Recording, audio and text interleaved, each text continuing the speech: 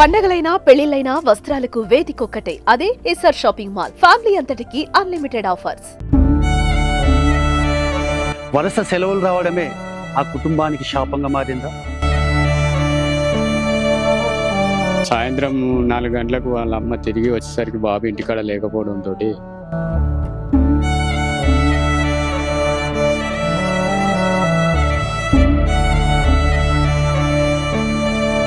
మాకు ఎవ్వరు లేరు. నాకు ఒక్క కొడుకు ఆగమైతుండు తండ్రి.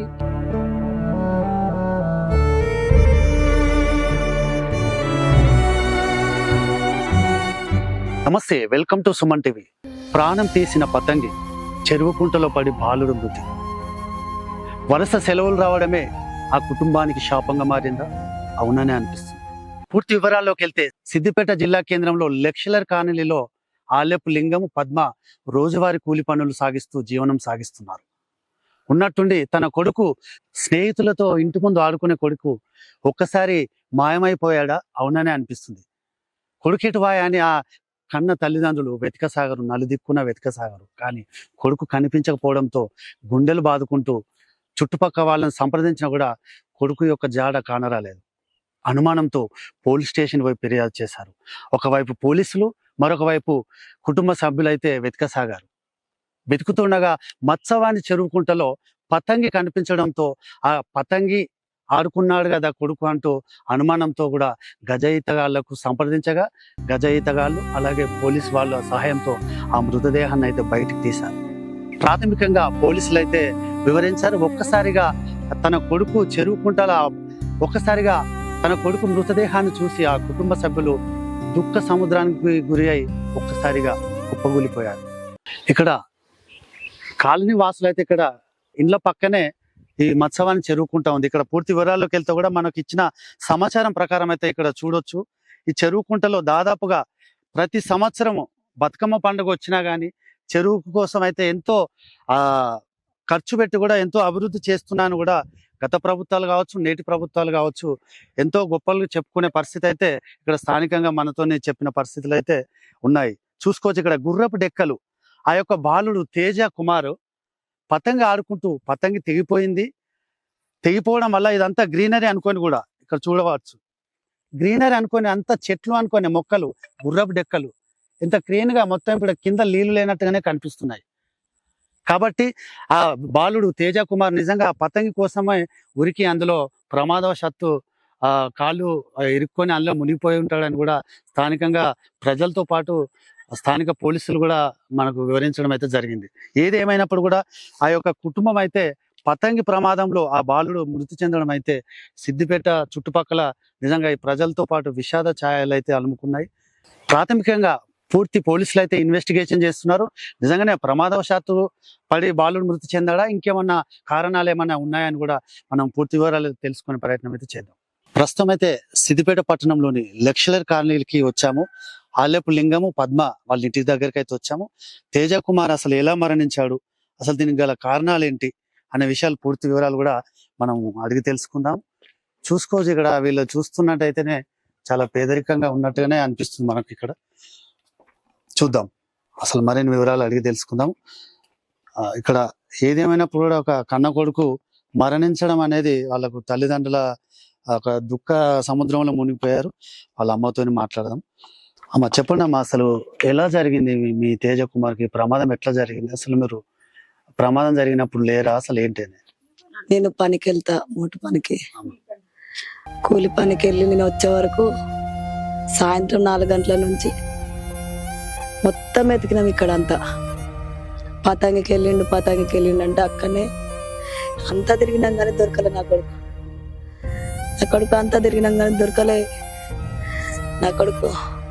పతంగికి వెళ్ళి అది వీళ్ళు కాదు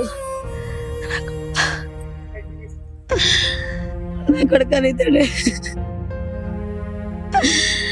నా కొడుకు పతంగి కని పోయిండు. నా అమ్మ ఎవరు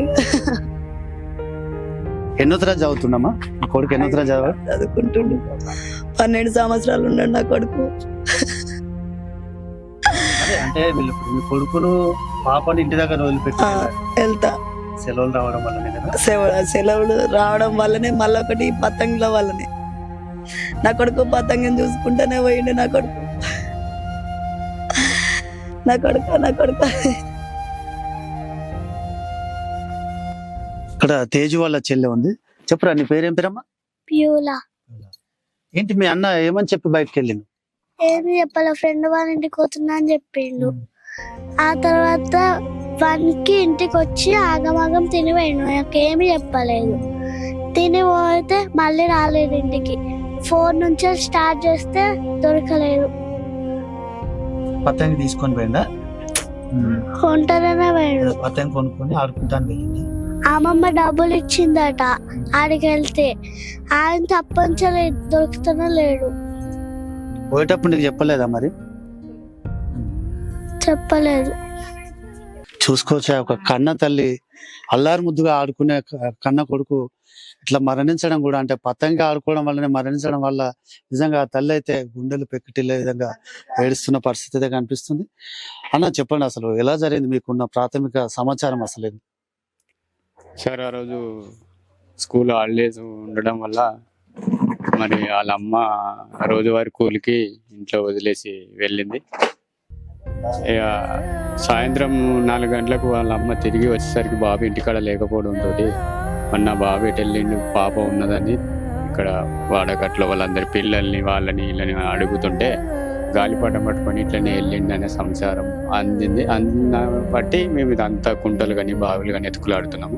ఎత్తుకులాడుతున్న సమయంలో మరి అక్కడ మాకు చెరువులో వాటర్ అనేది ఏం కనబడలేకపోతుంది. అంతా ఇదేంది ఆకు, గుర్రపు డెక్కల ఆకు నిండిపోయి ఉన్నది. అది అంతకు ముందుకు బుధవారం రోజు మాకు డౌట్ వచ్చి అక్కడ చెక్ చేసినాం, కానీ ఆ ఆకు ఉండడం వల్ల మాకు బాబు అనేది కనిపించలేకపోయాడు.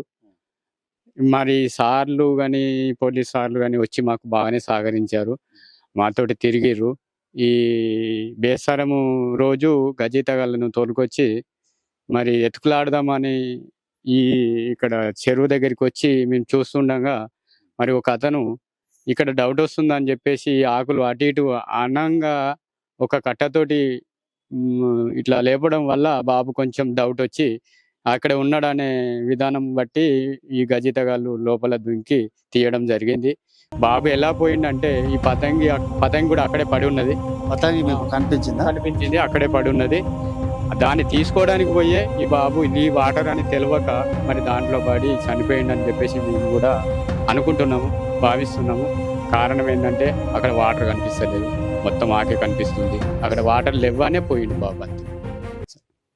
చూసుకోవచ్చు కూడా, అంటే వీళ్ళ కుటుంబ సభ్యుడైతే పతంగా ఆడుకుంటూ ఆ గాలిపటం తెగిపోయి ఉంటది, అందులో పడి దాన్ని తీసుకునే సమయంలో ప్రమాదవశాత్తు గుర్రపు డెక్కలు నిజంగా గ్రీనరీగా పచ్చగా కనిపిస్తుంది. వాస్తవాన్ని చెప్పాలంటే పచ్చగా కనిపిస్తుంది. అది కూడా గడ్డి అనుకొని అందులో దిగి మృతి చెందినట్టుగా కూడా సమాచారం అయితే చెప్తున్నారు.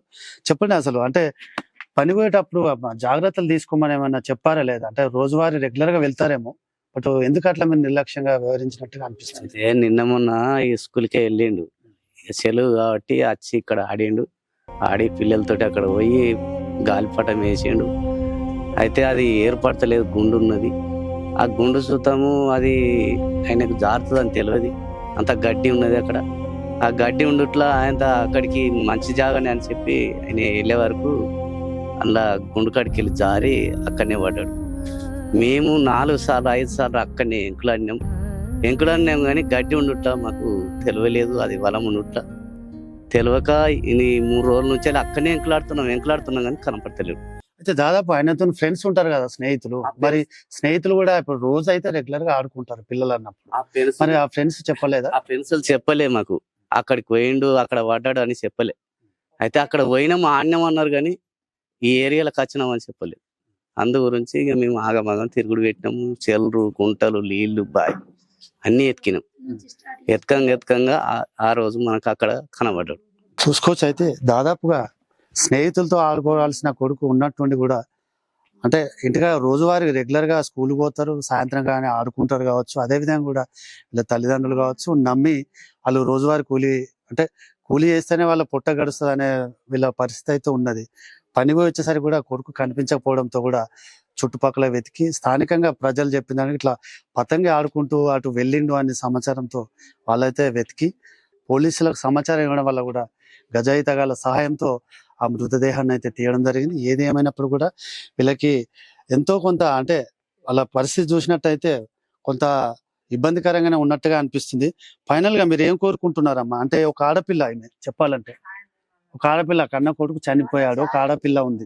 సాయం చేయమని మేము ఎడుతున్నాం తండ్రి. మాకు ఎవ్వరు లేరు. నాకు ఒక్క కొడుకు ఆగమైతుండు తండ్రి. నాకు 2 బిడ్డలు అయితే ఒక బిడ్డ ఎన్నడో చచ్చిపోయింది. ఒక మనమడు ఆ మనమని జాతినా ఈ మనమని జాతినా నాది పేరు లేదు తండ్రి. మాకేమైనా సహాయం చేయండి తండ్రి. గాడి పిల్ల ఉన్నది బాధ్యను, ఆమెకు భర్త లేడు. ఉండబోదామంటే ఇల్లు లేదు నాన్న. ఇది కిరాయిలేనా? కిరాయి ఇల్లే బాధ్యను. మేము ఏమీ లేదు, అక్కడ కిరాయికే ఉంది. నా బిడ్డ కిరాయికే ఉన్నదా అయ్యా.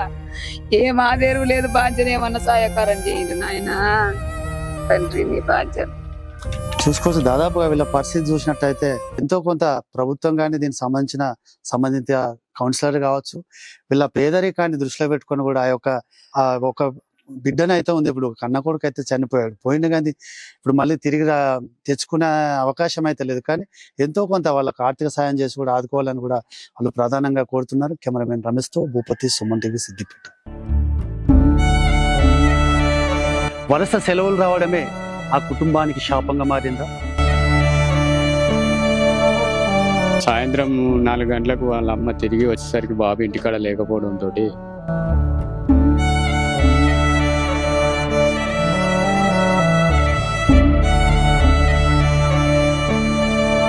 మాకు ఎవ్వరు లేరు. నాకు ఒక్క కొడుకు ఆగమైతుండు తండ్రి.